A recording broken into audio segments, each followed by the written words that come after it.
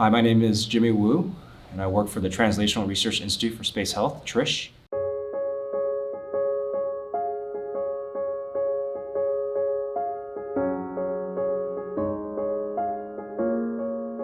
Future missions, especially as we leave low Earth orbit and go into deep space, there will be two major challenges that I see from a medical perspective. First is the distance from Earth. We're not able to just go back and get more supplies or return back to Earth within a reasonable amount of time to definitive care if there were a medical emergency.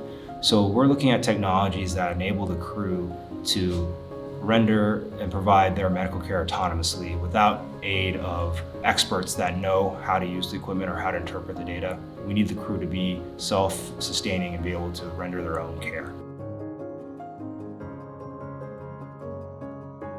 So we're looking at both technologies that help with collecting biomedical data off of the astronauts themselves, but we're also looking at technologies that look at analysis of that data to help guide what we should do next with that information. We're looking for technology that could trend that astronauts are staying healthy or they're starting to veer away from their baseline such that we could possibly prevent before it becomes something that affects the health of the crew member or the mission itself.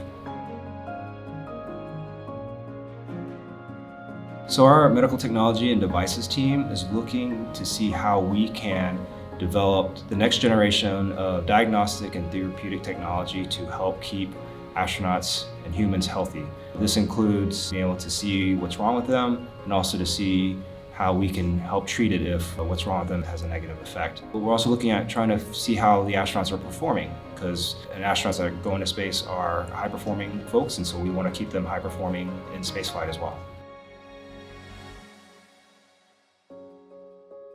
Several projects that involve blood analysis. We're looking at how we can miniaturize and make the acquisition of blood samples much easier with using a little smaller amount of blood so that it isn't as inconvenient for the astronauts. We're also looking at technologies that examine the eye. A lot of the current standard eye equipment that you see in your optometrist's office is large and bulky and requires a skilled technician to use it. We're looking at technologies that allow for the astronaut themselves to be able to do their own self-examination and to get a great quality image that can determine how their vision's doing.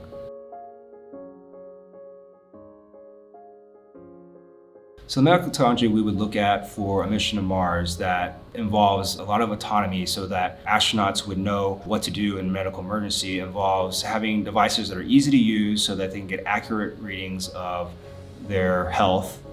And then technologies that they can take that information and be able to give guidance to the astronauts on what to do next. We're just trying to find ways to help streamline that process because we don't have the ability to have our astronauts go through medical school and learn all the skills that a doctor does normally. They're training to be full-time astronauts, and so their ability to know what to do in a medical scenario is going to be limited. So we want to be able to provide the tools that give them either refresher training or just-in-time training, and the tools that allow them to assess their own medical health that's easy to use and that's accurate so that the astronauts know how to take care of themselves.